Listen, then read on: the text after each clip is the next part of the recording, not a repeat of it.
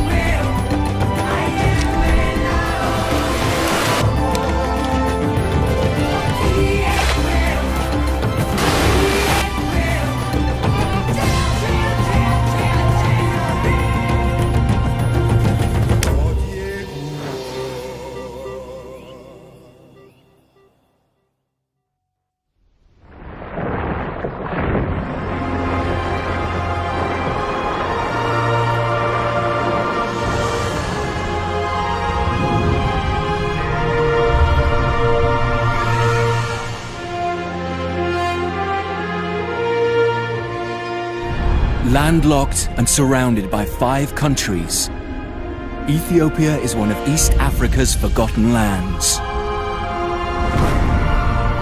Seemingly passive deserts in fact seethe with fire. And cloud-piercing peaks shield a secret Eden of canyons and cliff tops teeming with life. This fertile wilderness is a haven for a whole host of specialist hunters who have adapted and perfected unique strategies in order to survive. Deeply spiritual people have clung to parts of these mountains for nearly 4,000 years. And the highlands are also the final retreat for one of Africa's most isolated primates.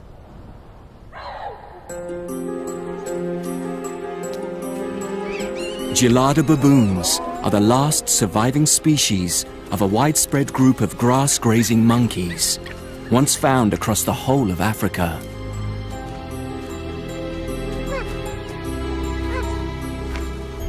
Their relatives began disappearing around 1 million years ago, when the African climate started to warm, and edible grasses began growing only at higher altitudes.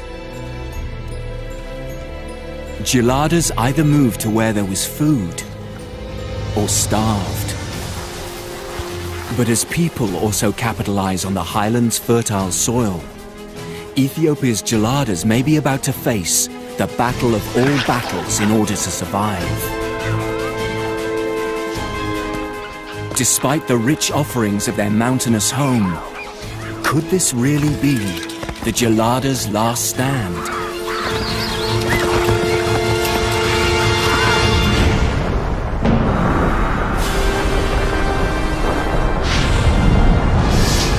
"75 million years ago, magma from deep beneath the Earth's surface forced upwards a huge dome of ancient rock 800 kilometers wide, giving birth to the Ethiopian highlands. Eventually, the tectonic plate beneath this enormous formation began to split and separate, sparking a chain of volcanic activity along what is now known as the Great Rift Valley.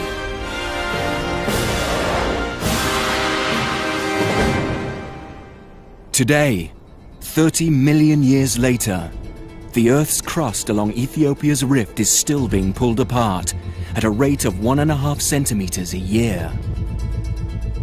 It is also sinking. The Danakil Desert or Depression is currently over 100 meters below sea level, making it one of the lowest points on the Earth's surface. The Danakil is also the hottest place on the planet. The average annual temperature is 34 degrees centigrade, with mercury levels frequently rising above 50. And with just 200 millimeters falling each year, rain is a rare event. Sulfur-spattered hot springs bubble away, heated by boiling lava deep beneath the Earth's surface. Lunar-like conical vents continuously let off steam.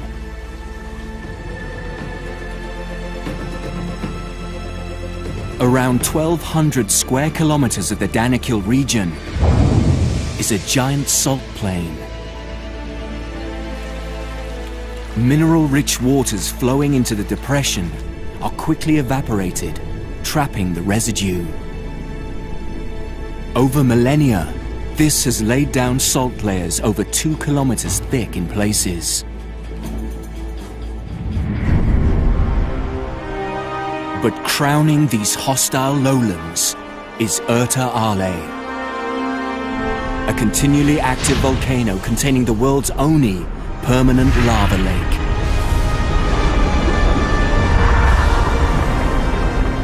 This sea of molten rock is more than half a kilometer across.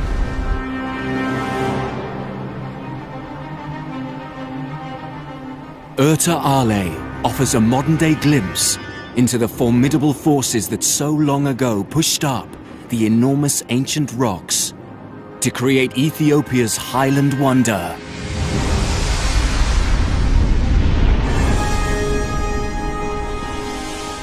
The roof of Africa.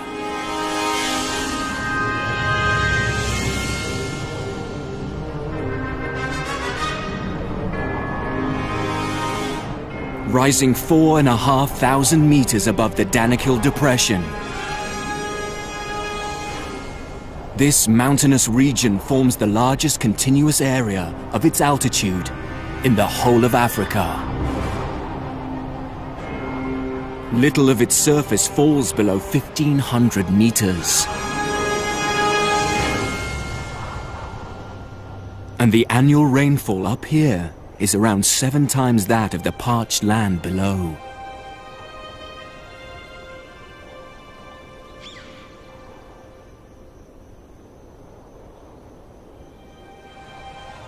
In contrast to the Danakil Inferno, these temperate grass-covered hills witness snow and ice on their highest points.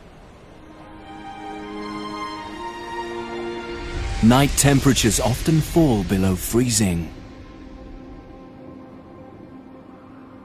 Despite the evening chill, Ethiopia's Simien Mountains provide the perfect home to one of Africa's most unusual grazing mammals.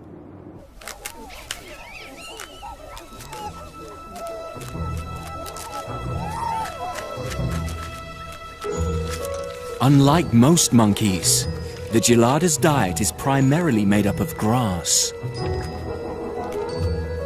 Because a handful of these green blades contains a relatively small amount of energy, geladas spend around 60% of their waking hours cropping the plains.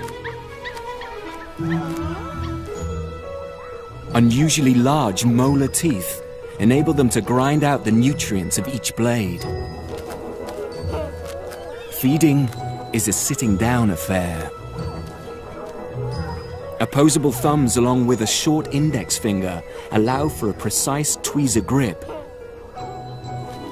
Perfect for plucking grasses close to the root. With herds numbering up to 600 individuals, the highlands' grassy plateaus are in no time stripped short.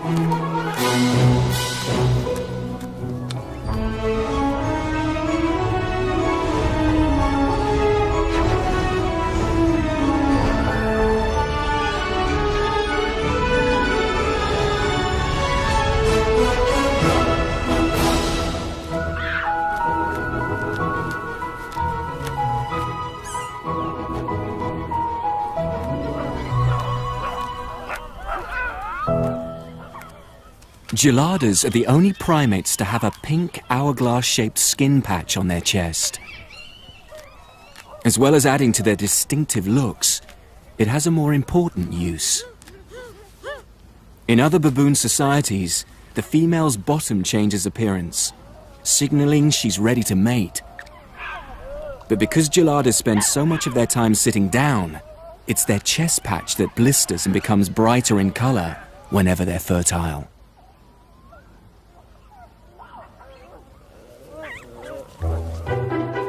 After breakfast, there's no better way to unwind and relax than a good rummage through someone else's fur.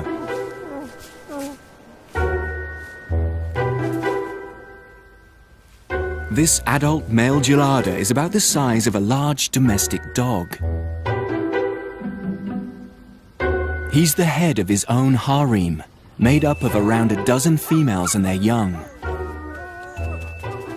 Although grooming also helps reaffirm social bonds throughout most of the group, it seems this alpha male would be far better off scratching his own back, not wasting his efforts on the females. Despite being the so-called boss, it's actually the women who call the shots in this society. Where to walk, when to eat, including when it's time for their leader to be replaced. Bands of bachelor males roam the outer perimeter of the herd, looking for signs of weakness, looking to catch the eye of any one of the females.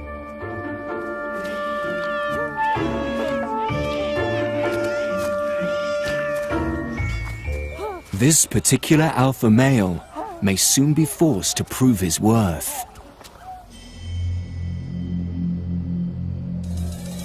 As night draws in, the herd head to the safety of the hollows in the cliff face.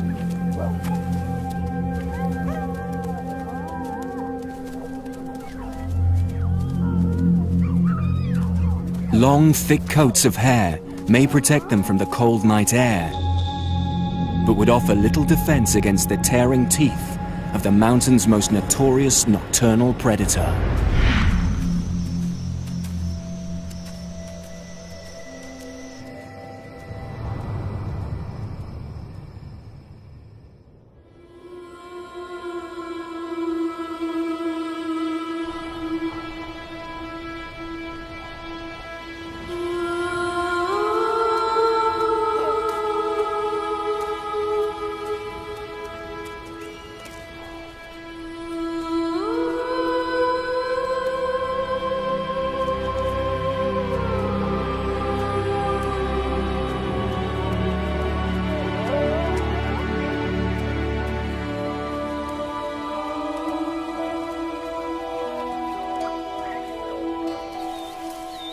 While many of Ethiopia's larger predators rest throughout the day, one particular pack of highland hunters is just waking up. Ethiopian wolves evolved from a grey wolf-like ancestor, making the journey from Asia to North Africa as recently as 100,000 years ago. Also known as the simian fox or simian jackal, they are similar in size and appearance to the European red fox. Packs contain up to 13 individuals.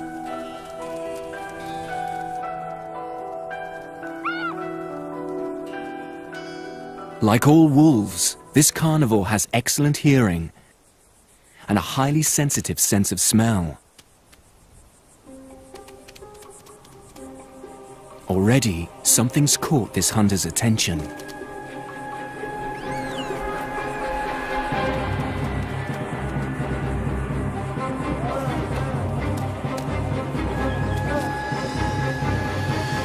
But unlike their pack-hunting cousins, Ethiopian wolves have modified their hunting strategy. They choose to hunt alone on the open grasslands, splitting up from their groups to track down their prey. The hunter freezes. Silence is key to avoid alerting its victim. keeping a low profile. It closes in. This stalking strategy can last just a few seconds, or sometimes up to an hour. Fortunately, geladas aren't on this predator's menu. Its eyes are focused on a much smaller meal. Success. Ethiopian wolves are the ultimate rat catchers. Of the species living on the plateau, small grass rats are the most hunted prey. Over 95% of the wolves' diet is made up of rodents. With the hunting mission over, the individuals regroup and return to camp. Young, hungry, and impatient mouths demand their share of breakfast. While some pups still rely on regurgitated catch, other members of the pack prefer their meals intact. Although it appears some youngsters want the best of both worlds.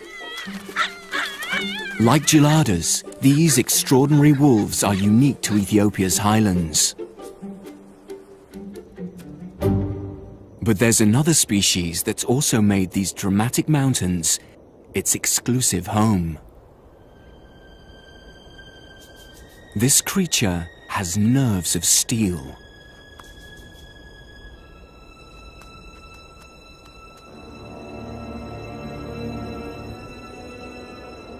Balancing on the edge of a rocky ledge, a 500-meter drop just a few centimeters away. It seems completely at ease with the terrifying steepness. But like all mountain goats, Walia ibex have feet specially adapted for a life on the edge. Their hooves have sharp edges and concave undersides, which act like suction cups, gluing them to this ever-challenging terrain.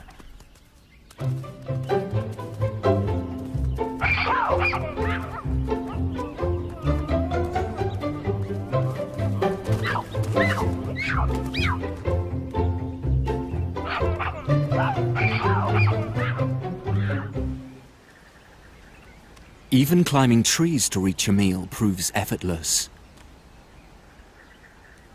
Despite sharing the same habitat with gelada baboons, these ibex have more diverse feeding habits. Along with grasses and ferns, old man's beard lichen growing among the trees is a particular favorite.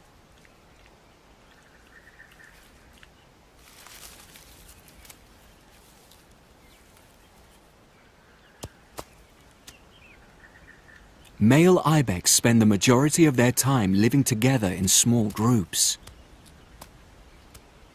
while females opt for a more solitary existence.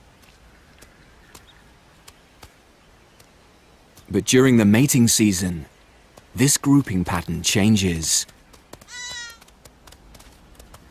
The females form tight-knit nursery groups, while the males put their friendships aside as soon as they get wind of the fertile females.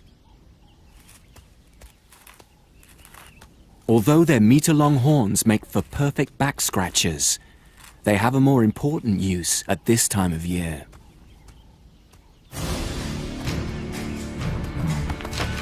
Known as rutting, this clashing of heads is what sorts out the men from the boys.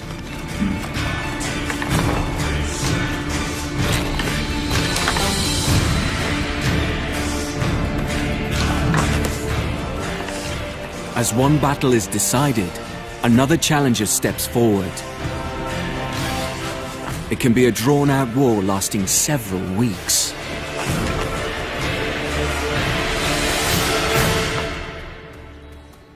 The eventual victor gets to dominate the female herd, increasing his chances of siring the most offspring. Although Ethiopia's highlands provide the perfect refuge for many creatures, There's another mammal that has also risen to the challenge of surviving here.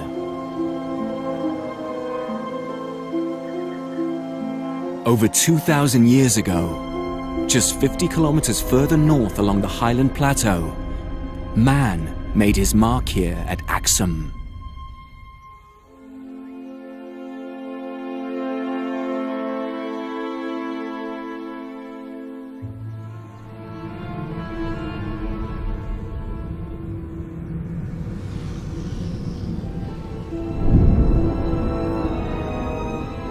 These obelisks crown the tombs of Ethiopia's ancient royal rulers, who chose this region as their political and religious capital around 3,000 years ago.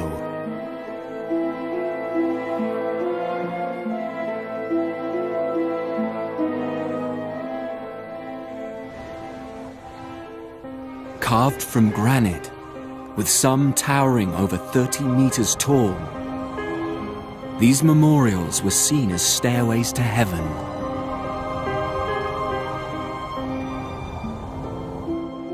In the same mountainous district, a series of caves lie hidden amongst the landscape.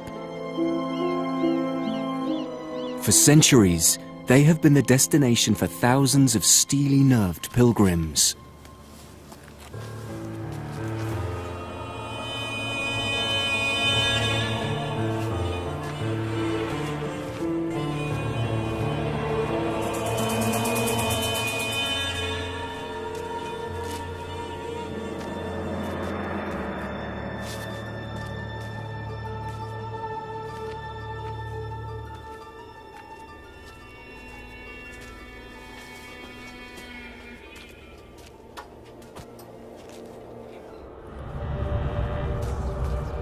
Cut out of the solid rock face, this Christian Orthodox church is one of 100 or so, perched high up within these vertical cliffs.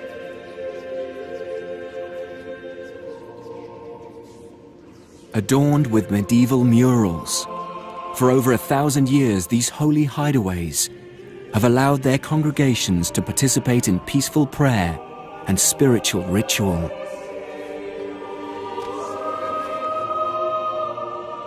Founded back in the 4th century by a shipwrecked Christian, Ethiopia's Orthodox Church is one of the oldest established churches in the world. While mountain priests continue to conquer the high life, another group of people have lowered their sights, but taken on an even greater physical challenge.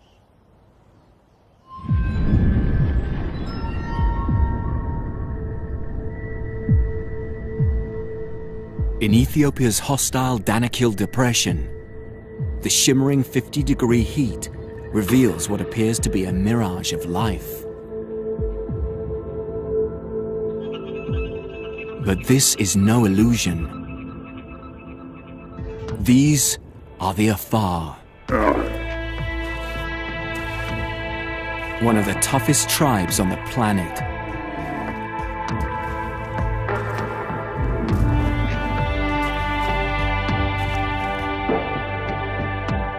For centuries, the Afar have dominated the Danakil Desert, once one of the only trade routes in and out of Africa. These nomadic herders were among the most powerful and hardy tribes on the continent. Not only did they provide the camel trains needed to transport goods, they were the keepers of Ethiopia's secret gold, otherwise known as salt. This essential human commodity was once so valuable it was traded ounce for ounce with the southern continent's gold reserves. Beneath this dry and desolate moonscape lies a seemingly endless and still expanding reserve.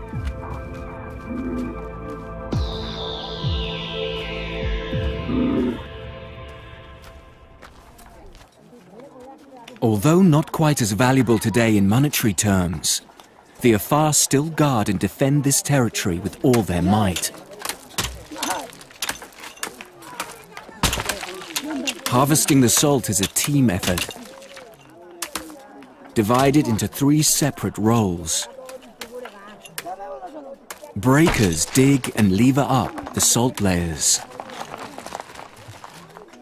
before the masons shape each brick. This is a fine art.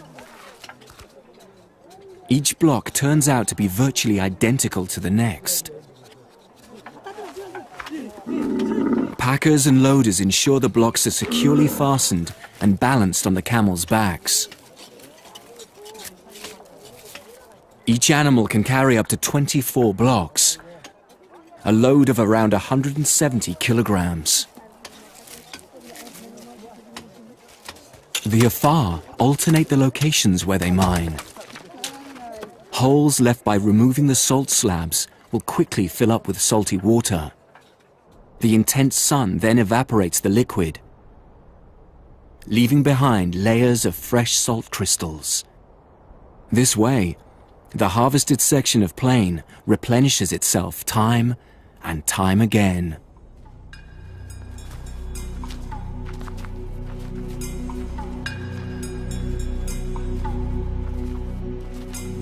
Once fully loaded, the 50-strong camel train begins the 2-week trek up to the temperate highlands. Eventually, the salt will be traded and distributed to the mountain region's various markets.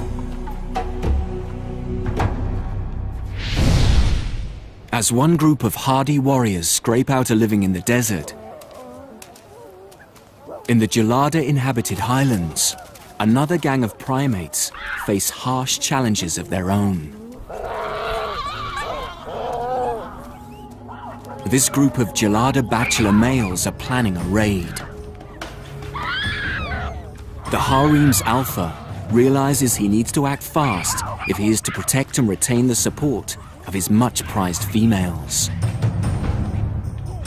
Pulling back his highly elastic upper lip over his nose, he reveals 2-inch-long canines. The message to these potential challengers is clear: back off, or I'll attack. But one of the bachelors appears unfazed by the threat and stands his ground. Left with no other option, the harem's alpha male attacks.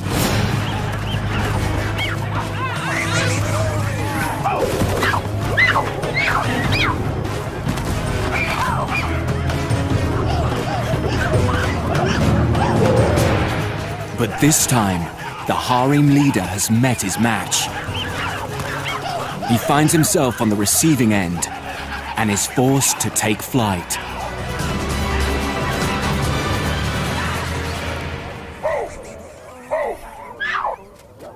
With badly bruised pride, the alpha male attempts to rejoin his group.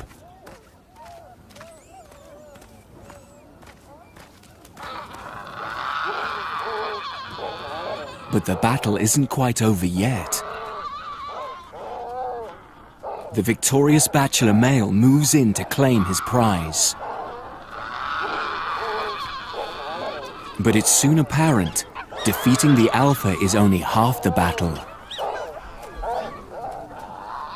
Because it's the females in Gelada society who set all the rules, this bachelor receives the wrath of the women, who send out a clear message of support for their current leader.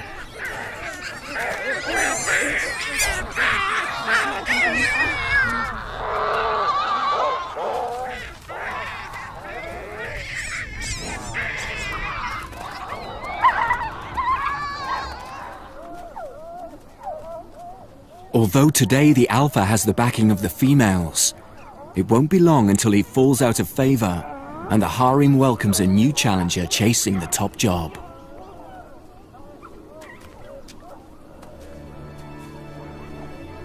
Fortunately, competition and fighting over food is a rare occurrence up here in the abundant grass-covered hills. But relatively recently, another mammal has realized the value of the highlands' fertile soils.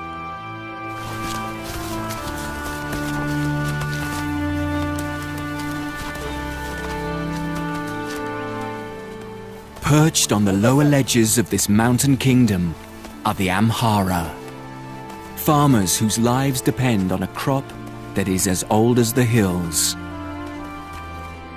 Teff. This humble wheat is the ancestor from which varieties such as millet have since been cultivated, and is an integral part of Amhara society. Teff seeds are so small, a single handful is enough to sow an entire field. While men work the terraces, it is the women of the village who turn the grain's chalky flour into large leathery pancakes. These flatbreads, known as injera, are unique to Ethiopia. Teff is milled into powder, then mixed with water, yeast, and a small quantity of flours. The base touching the hot iron pan or mitad turns out perfectly flat pancakes, while tiny bubbles create an upper side containing hundreds of mini craters. This porous surface makes injera the perfect bread to scoop up sauces and other traditional dishes.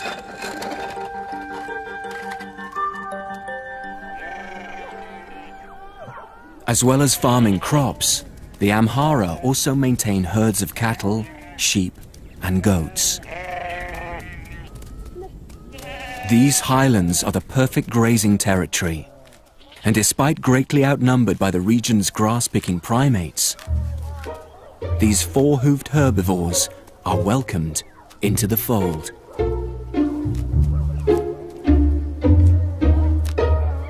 But when it comes down to invading personal space, there are limits. An arm's length appears to be the accepted distance, although some of the younger members of both groups haven't yet got the message. Gelada females only give birth once every other year, so babies can enjoy the undivided attention of their doting mothers right up to their second birthday. Females' teats lie so close to the center of their chest, youngsters are often able to feed from both simultaneously. Once refueled, baby geladas get straight back to business. Play fights, somersaults, and roughing up your best friend are daily necessities. The youngsters appear indestructible, as their seemingly fragile bodies bend in two and survive plummets of several meters.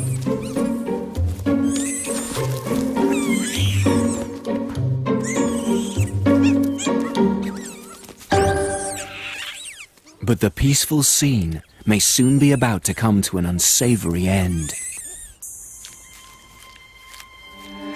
Geladas and Amhara people share an ongoing territorial battle. And these shuffling simians are getting uncomfortably close.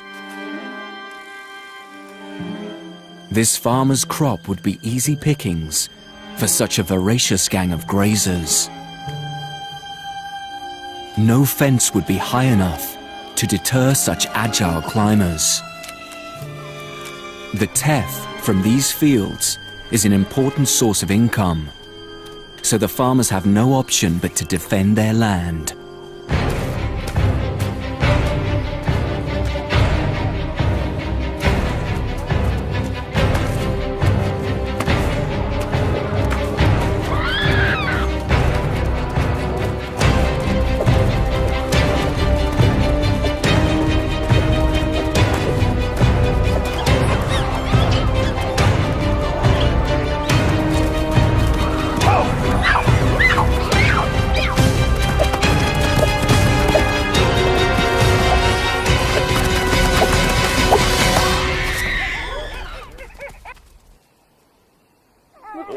Losing your grip on these steep cliffs can have severe consequences.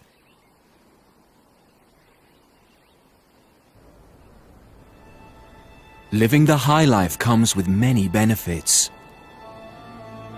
But the further you climb, the greater the fall. As the morning thermals begin to rise, an ominous silhouette circles above.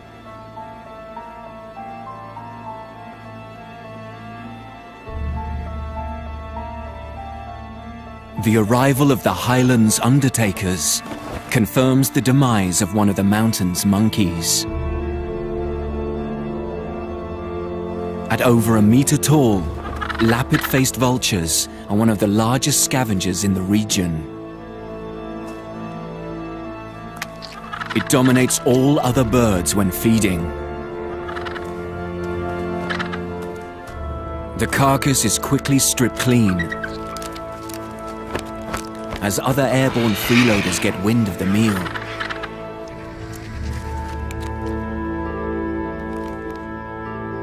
Thick-billed ravens are the last to give up, as the sight of bare bones signals an end to the feast. But for one avian predator, a cleaned-up carcass is cue for a banquet to begin.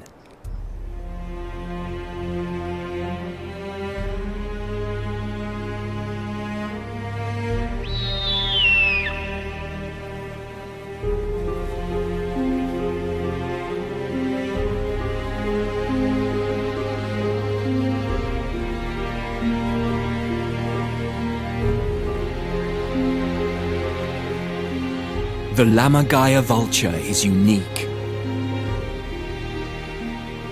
With a wingspan tipping 3 meters, it's one of the world's largest birds of prey. It's also the only creature on the planet with a bone-dominated diet. A highly acidic stomach enables it to digest entire bones overnight. Although even for this giant, there are limits to the portion size it can swallow.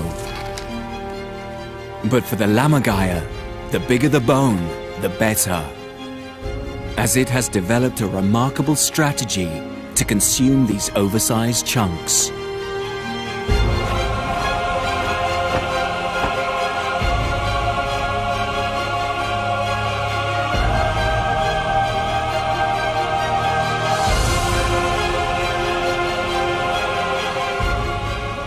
After reaching a height of around 200 meters, it's time to let go.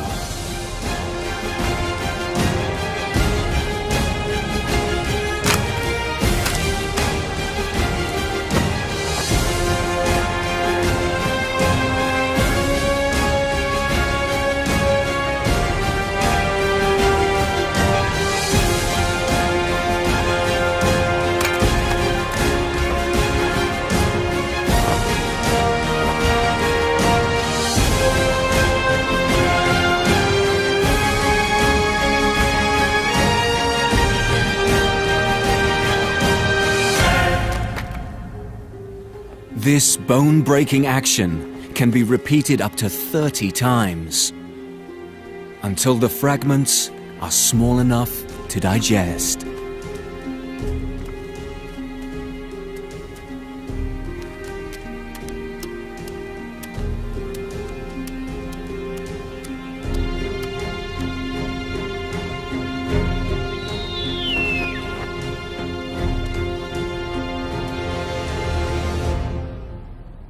South of the highlands, in Ethiopia's Omo Valley, lives a bird that has a unique trick up its sleeve when it comes to obtaining food. This species is being followed. Each time it bounds from tree to tree, a series of shrills and calls seem to advertise its new location.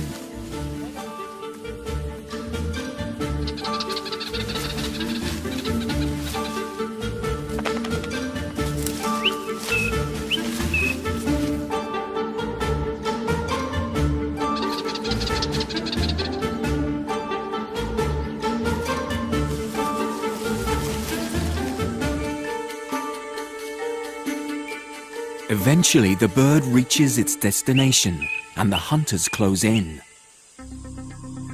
Which is exactly what this greater honey guide intended. These Suri tribesmen are after one thing, and this bird has led them directly to it.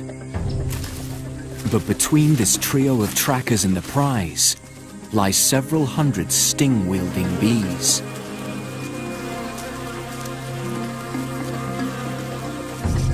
To bypass these guardians, the hunters draw on an age-old secret weapon. As soon as bees sense their hive is under attack, they release a pheromone which acts as an alarm odor. This initiates a response from the entire swarm, who instantly set about attacking the intruder.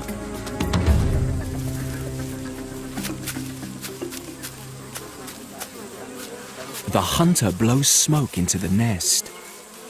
This not only dulls the bees' alarm receptors, it also causes them to instinctively gorge on their honey. This feeding response comes out of fear that they'll have to relocate their hive due to a potential fire. The gorging also has a pacifying effect, making them less likely to sting. Once the honey is collected, the tribesmen need to complete the final part of their mission. After waiting patiently for over half an hour, the honey guide finally gets its share of the deal.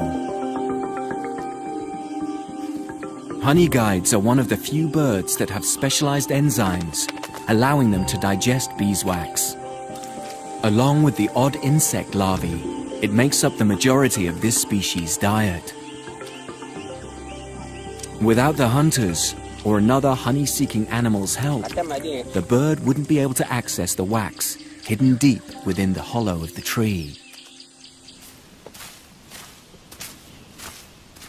Should the tribesmen fail to reward their assistant, legends state next time it could take revenge by leading them to a waiting lion or venomous snake. As well as collecting honey, the Suri people are farmers, keeping a large number of cattle and other livestock. These fertile pastures, bordering the Omo River, enjoy a mild climate with heavy rainfall. Perfect for raising cows, which are an important status symbol for the Suri. Not only do the cows provide milk, during the dry season they're also the source of another protein-rich, thirst-quenching drink. One of the tribe's teenagers takes aim and makes a small incision in the side of the cow's neck.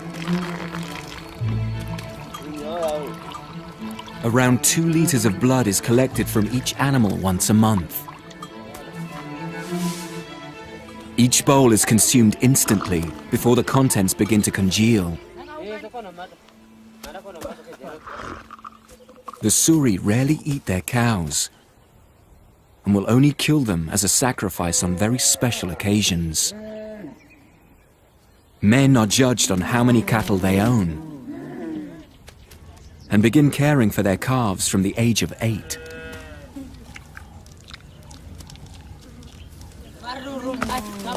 The average male owns around 40 cows, which presents a small challenge, as they're not allowed to marry until they own 60.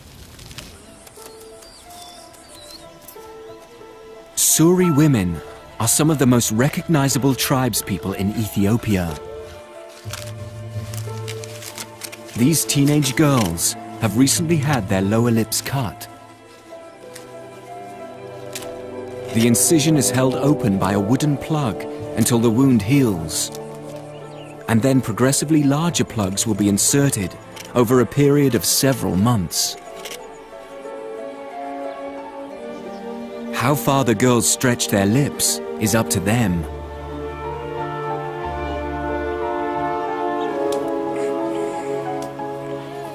But the larger the clay plate they are able to hold, the more desirable they become to a future husband. It isn't known exactly why lip plates were first used. Some believe it was meant to discourage slavers from trading the women. But to the men of the village, it is a sign of beauty. The larger the lip plate, the greater number of cows they must pay for a bride.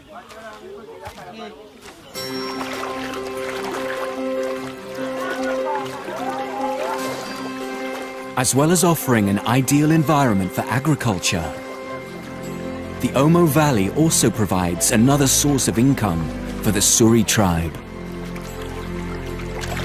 These nearby streams reveal a luxurious legacy of Ethiopia's volcanic past.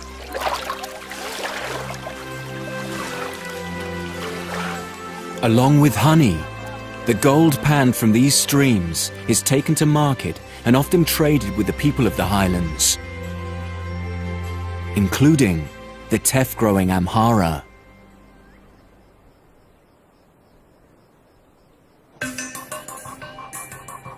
In the foothills of the highlands, it's market day.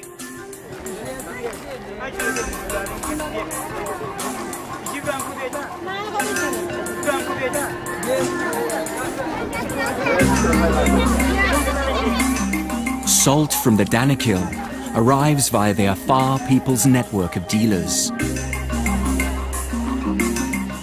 while Amhara women prepare to trade their teff with buyers from far and wide. The range of goods on offer is endless. While these young Oromo men haggle over the price of rock salt, another member of their tribe is on the lookout for a more unusual product. As the market comes to a close, money changes hands for a much prized